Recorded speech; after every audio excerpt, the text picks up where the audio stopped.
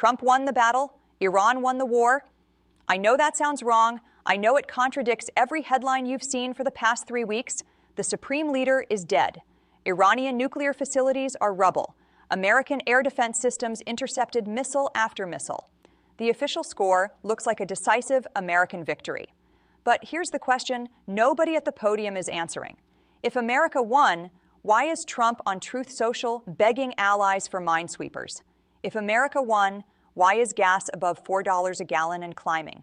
If America won, why did NATO, the EU, Japan, South Korea, and Australia all look at the most powerful military in human history fighting a country with no aircraft carriers and say, no thank you, you're on your own?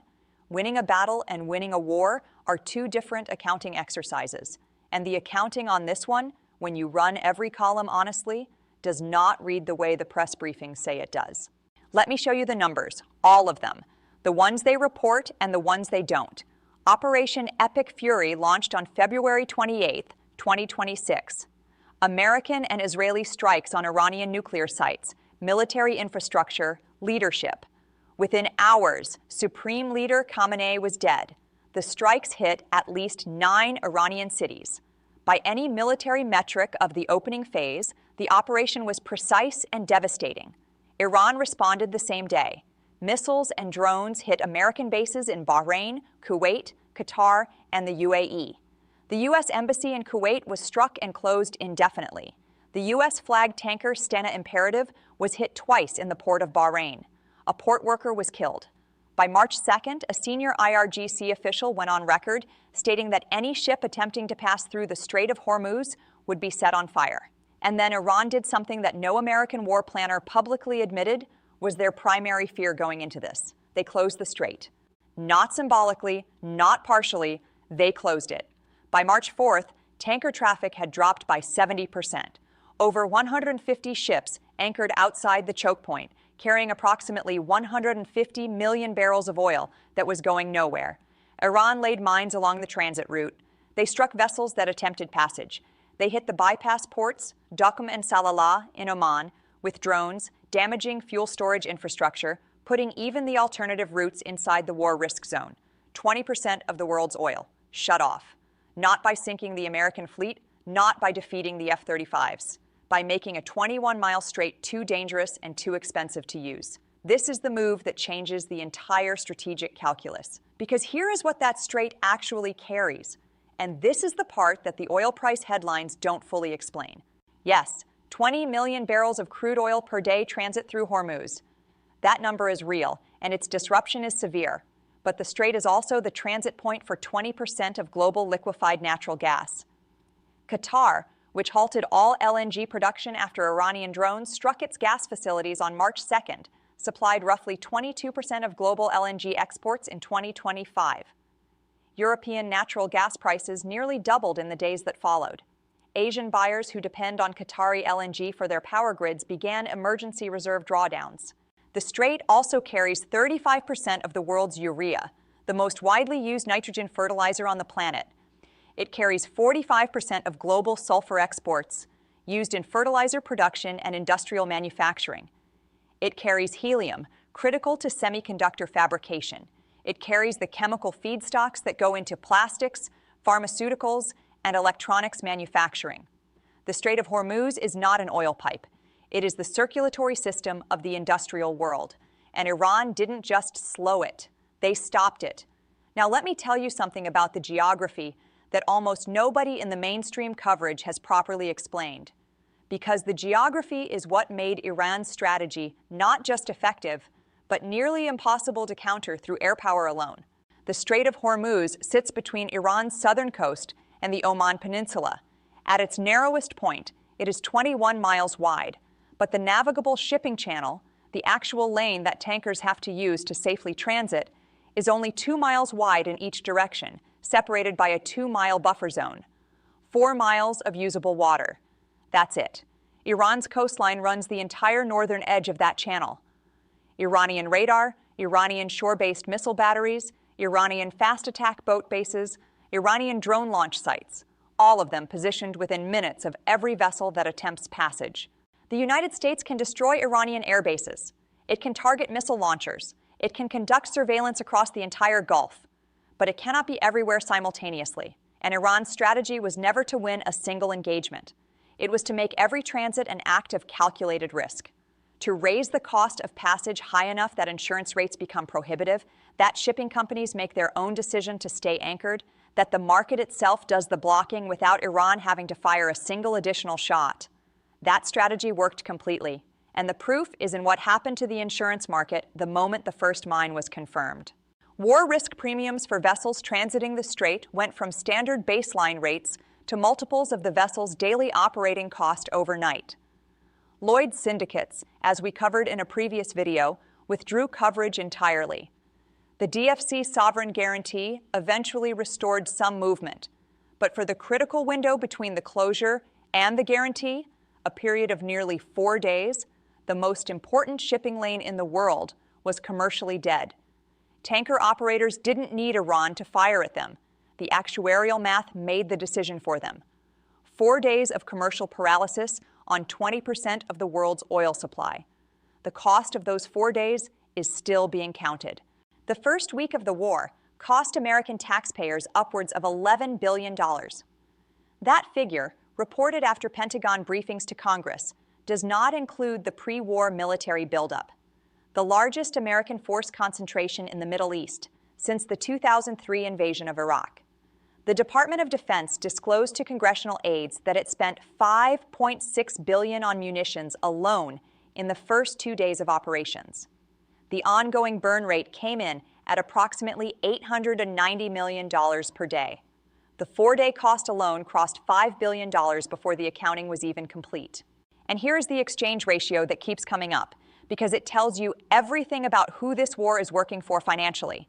Every Shahed drone Iran fires costs approximately $30,000 to produce. To stop it, America fires a Patriot PAC-3 interceptor at $3,700,000. For each Iranian projectile, American doctrine calls for 2 to 3 interceptors to ensure a kill. The IRGC's own statement on the cost mathematics was blunt. If you can tolerate oil at more than $200 per barrel, continue this game. That is not a threat. That is an accurate description of the economic logic. Brent crude rose from around $70 to over $110 per barrel within days of the conflict beginning. It has swung sharply since, breaching $100 multiple times. U.S. oil prices increased roughly 42% from pre-war levels. The average price of gas in America hit $3.63 a gallon by March 13th, up 55 cents from the same time last year. In San Francisco, pumps were showing $6.50 a gallon. The International Energy Agency authorized the largest coordinated release of emergency oil reserves in its history.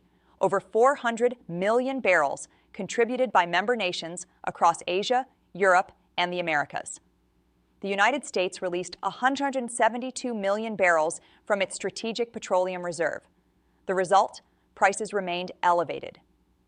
Analysts warned that prolonged disruptions could push crude beyond the 2022 peak of $127 a barrel, or even the all-time high of $147.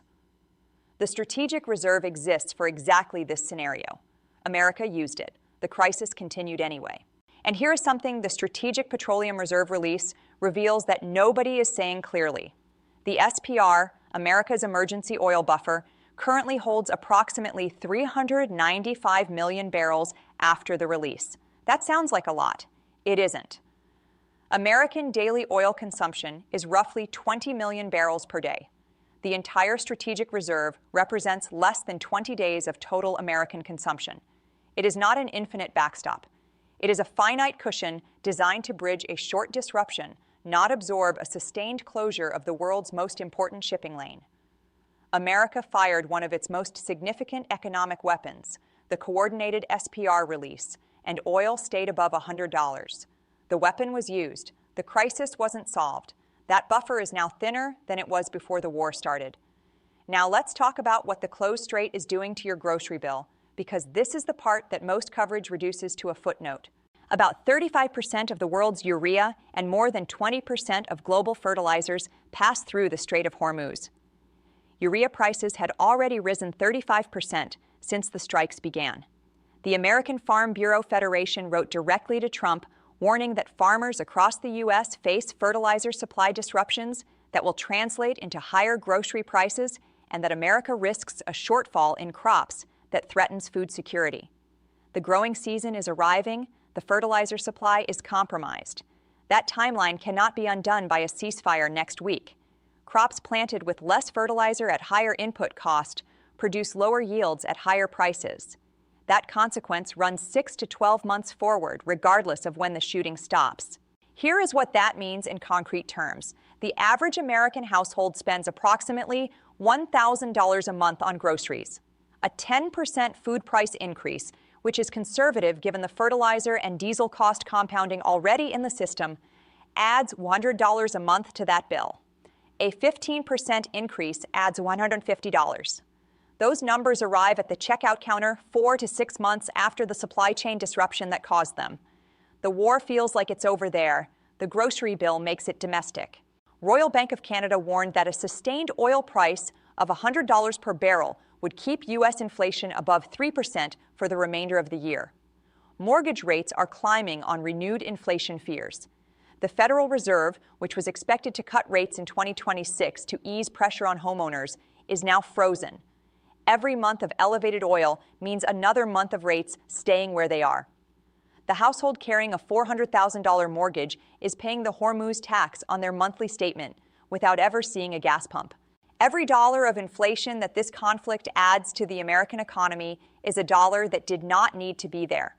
It is a cost that falls on workers, on families, on small business owners, on retirees, on fixed incomes, on the youngest generation trying to buy their first home into a rate environment that should have been easing but isn't.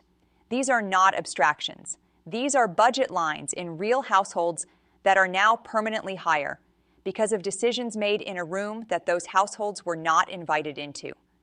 This war landed in a global economy already navigating tariffs, post-pandemic debt overhangs, and inflationary pressures that central banks in Europe and Asia had only recently begun to contain. Every additional week of disruption makes recovery harder and more expensive. Now let's talk about the alliance collapse, because this is where the strategic cost becomes irreversible in a way that oil prices are not. Trump launched this war without consulting Congress, without consulting NATO, without consulting Japan, South Korea, or Australia. He launched it based on what he himself described as a feeling about the threat posed by Iran, and said it would end when his gut said it was time. The stated objectives shifted within days, from preventing nuclear weapons to regime change to something in between, depending on which official was speaking. German Chancellor Friedrich Merz visited the White House and pressed Trump for an endgame. He emerged without one and told reporters in Berlin that there was clearly no joint plan for bringing the war to a swift and convincing end. When the Hormuz closure sent oil prices spiraling and shipping into paralysis, Trump needed help. He needed allies to send warships to escort tankers through the strait. He needed minesweepers. He needed burden sharing from the countries whose economies were being destroyed by the disruption. Trump's attempt to assemble an international coalition to police the Strait of Hormuz concluded in complete failure, leading him to lash out publicly at European nations that rejected his demands. Britain declined, Germany declined, France declined, Japan declined, South Korea declined, Australia declined. The EU's top diplomat said plainly, "This is not Europe's war. We didn't start the war. We were not consulted. We don't know what the objectives of this war are." Read that sentence again. America's closest strategic partners, the countries whose defense America has underwritten for decades, the countries inside the intelligence sharing arrangements, the countries inside the military interoperability frameworks, looked at this war and said they don't know what the objectives are. That is not a diplomatic disagreement. That is an alliance telling you they no longer trust the decision-making process enough to stake their ships and sailors on it. Now understand what that refusal costs in the long run. Military alliances are not contracts that renew automatically. They are relationships built on a shared understanding of how decisions get made, who gets consulted, and what the rules of engagement are. The moment allies conclude that Washington will make the decision, absorb the glory if it works, and send the bill to its partners regardless, the calculation changes. Not immediately, not with a formal announcement, but in the quiet meetings, in the defense procurement decisions, in the intelligence sharing arrangements, in the degree of operational integration that allies choose to maintain going forward. NATO has spent 75 years building a framework of collective defense and consultation. That framework assumed that America, as the anchor of the alliance, would exercise its military power through a process that gave allies voice and visibility. Operation Epic Fury demonstrated that the assumption was wrong, and that demonstration cannot be undone. Every future American request for coalition support will now be evaluated through the lens of what happened in February 2026, when Washington launched a war, closed the world's most important oil route, and then turned to its partners, expecting them to clean it up. A $20 billion offer to ensure ships transiting the strait attracted no takers. America put $20 billion of sovereign insurance on the table, and the shipping industry looked at the burning tankers and said no. Trump's response to the alliance refusal was to post on Truth Social, renouncing the need for allies entirely. NATO, Japan, Australia, South Korea, all of them. We do not need the help of anyone. It played well domestically. What it communicated to every foreign ministry on earth was something more consequential. America starts wars unilaterally, expects others to pay the bill, and publicly disowns the alliances when they decline. That calculation is now permanently embedded in the strategic planning of every government that was watching. Gulf Arab allies, the countries whose territory hosted American bases, whose airspace was used for the strikes, whose oil infrastructure is now under Iranian attack, are angry at both Iran and the United States. They were not consulted. They were not warned. They are now absorbing Iranian retaliatory strikes on their energy infrastructure, their airports, their civilian populations, as collateral damage for a war they had no voice in starting. The calculation of whether American alliance is worth the cost is now being run in Riyadh, Abu Dhabi, Doha, and Kuwait City simultaneously. Think about what that means for the American military's operational footprint in the region. U.S. bases in Bahrain, Kuwait, Qatar, and the UAE are not owned by America. They are hosted under bilateral agreements by governments that can choose to renegotiate or terminate those arrangements. The political cost of hosting American bases just rose significantly for every Gulf leader who now has to explain to their own population why Iranian missiles are hitting their airports, their refineries, and their civilian infrastructure because of a war Washington started without asking. Reports indicate that Russia has been sharing intelligence about the locations of American bases with Iran.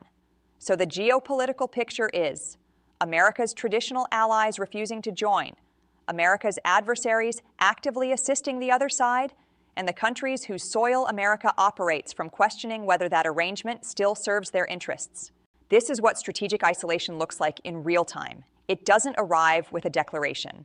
It arrives with unanswered calls and declined requests, and foreign ministers giving press conferences about wars they didn't choose. And underneath all of it, the Hormuz trap is still open. The conditions that produce short wars are a decisive military advantage, an adversary willing to negotiate, and a clear political endgame. All three are conspicuously absent. Iran has stated it is not interested in talks. Iranian attacks have continued targeting U.S. sites across the region. By March the 17th, at least 17 American facilities in the Middle East had sustained damage. The war has expanded horizontally into Lebanon, where Israel launched a ground incursion, adding another front, another casualty count, another set of strategic complications that extend the timeline indefinitely. Let me give you a specific data point on what indefinite looks like financially. The Vietnam War cost the United States approximately $844 billion in today's dollars over a decade. The Afghanistan War cost over $2 trillion across 20 years. Those figures include direct military spending, but not the downstream economic costs, the inflation they triggered, the debt they added, the domestic investment they crowded out, the veterans' care costs that continue for decades after the last shot is fired. The full societal cost of both wars, when economists run the complete accounting, is roughly double the official figure. America is currently spending $890 million per day in the Middle East. At that burn rate, the monthly cost approaches $27 billion. The quarterly cost approaches $80 billion. These are the numbers that compound into generational consequences. And the nuclear program that was the stated justification for the strikes? Airstrikes alone cannot topple a government, and Iran in 2026 is likely to emerge battered but not broken. Iran's nuclear knowledge does not sit in buildings. It sits in the minds of engineers who are still alive. The facilities can be rebuilt. The program can be reconstituted. The centrifuges were destroyed. The expertise was not. Every serious non-proliferation analyst who has studied the history of targeted strikes on nuclear programs, from Israel's strike on Iraq's Osirak reactor in 1981 to the 2007 strike on Syria's Al-Kabar facility, reaches the same conclusion. Strikes set programs back. They do not end them, and they frequently harden the political will to rebuild. Iran's population is 90 million people. Its revolutionary government has survived 40 years of sanctions, isolation, and internal opposition. It has survived previous American administrations, previous Israeli operations, previous rounds of economic pressure. The regime that emerges from this conflict, whatever it looks like, whoever leads it, will have rebuilt around a single unifying national narrative. America attacked Iran, killed its leader, bombed its cities, and tried to arm its minorities. That narrative does not produce a government willing to negotiate on American terms. It produces a government whose domestic legitimacy depends on demonstrating continued defiance. The war was supposed to end the nuclear threat. It may have guaranteed its reconstitution. Here is the final accounting that nobody in Washington wants to read aloud. America killed the supreme leader. That is real. American air power is demonstrably superior. That is real. The interception rates are real. The tactical precision is real. And Iran closed the strait that 20% of the world's oil flows through. Oil is at $100 and climbing. Analysts warn it could breach $147, the all-time record, if disruptions persist. Gas is above $4 a gallon nationally and approaching $6.50 in major cities. Fertilizer prices are up 35% heading into planting season. Grocery bills are going up. Mortgage rates are frozen high. The strategic petroleum reserve has been partially depleted. The munitions stockpile is being drawn down at ratios that favor the attacker by 85-1. The alliance architecture that took 80 years to build has been publicly questioned by every major partner simultaneously. The Gulf states are reassessing their hosting arrangements. Russia is feeding targeting intelligence to the other side. And the war has no stated endgame, no timeline that anyone believes, and no adversary willing to negotiate. The battle damage assessment says America is winning. The economic damage assessment says something else entirely. And the people absorbing the difference between those two assessments are not the ones standing at the podiums. They are not the ones in the situation room. They are not the ones on the carrier deck. They are the ones filling their tanks, buying groceries, watching their mortgage rate hold, opening a utility bill that went up because natural gas prices doubled, waiting for a harvest that was planted with less fertilizer than last year and will arrive at the store at a price that was set in a room none of them were invited into. The Strait of Hormuz is 21 miles wide. A country with no aircraft carriers, no global navy, no ability to project conventional military force onto American soil, and a defense budget roughly 3% the size of America's took that 21-mile channel and turned it into the most expensive piece of water in the world. And right now, America is paying to reopen it. Without allies, without a plan, without an end game, alone. Subscribe. Next video covers where this goes from here and what the end game actually looks like when nobody in the room will say what it is.